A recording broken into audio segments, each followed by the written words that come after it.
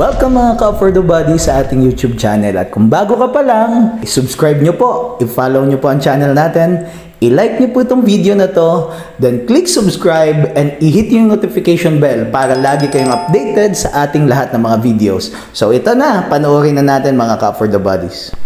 Yes, hello, good morning mga ka-For The Bodies. What a beautiful day! Kumusta po kayo mga ka-Farm Dad po natin? At welcome na naman po sa isa po sa mga episode po natin na kung saan nagpi-feature po tayo ngayon ng isang napakagandang farm lot. Yes, ito pong nakikita nyo is 100% flatland po ito.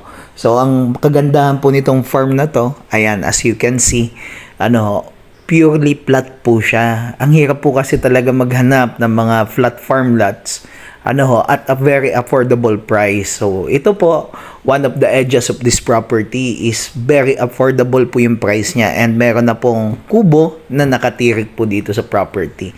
So, ito pong property po na ito is an agricultural land and the best thing about this property is this is clean titled property po.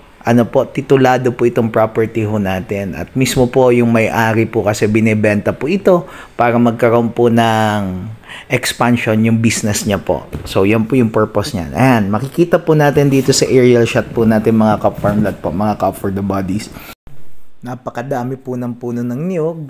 Ayan may makikita din po kayo mangilan-ngilan po dyan ng mga timberwood. Actually, may mahogany po tayo dito sa area. May Gemelina, And also po, ang maganda ho dito sa property ho natin, pwede po siyang gawing pastulan po ng mga kambing, baka, kalabaw, kasi nga po, flatland po siya. So, yun po yung advantage niya. Na maganda, pag mayroon ka pong mga ganyan, mga livestocks po, sila na po mismo yung kakain po ng mga damo po sa paligid. So, meron po kayong tinatawag po na natural grass cutter po dito sa area. So, ito pong property po na to, yung kakatig po nito is naibenta na ho natin. So, ito pong 3.6 hectares po nito ay binebenta lang po sa napakamurang halaga. So, andyan po yan sa thumbnail natin, check nyo po. At madami pa po tayong mga available properties aside dito. Dito sa area na to na binebenta ho natin. Madami na ho nakakuha dito kasi ang isa po sa nabanggit po nila sa akin ba't sila kumukuha dito is puro flatland po ito.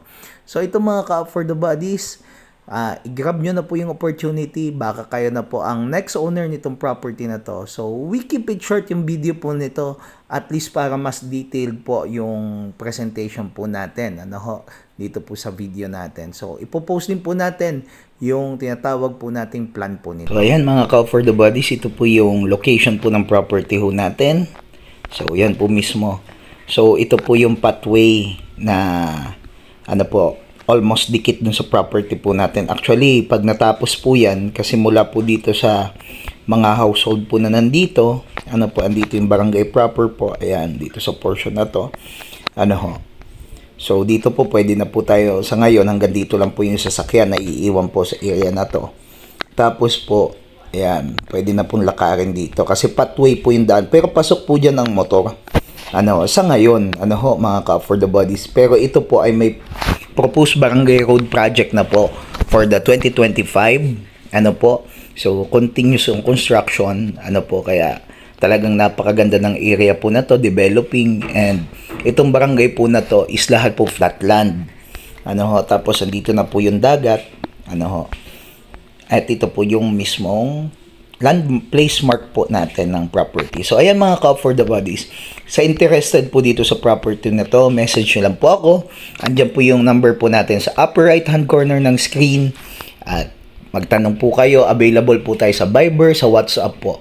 And also po, pwede direct call po or message lang po kayo. So, ayan mga ka-For The Bodies. Hanggang dito na lang po muna ang video po natin.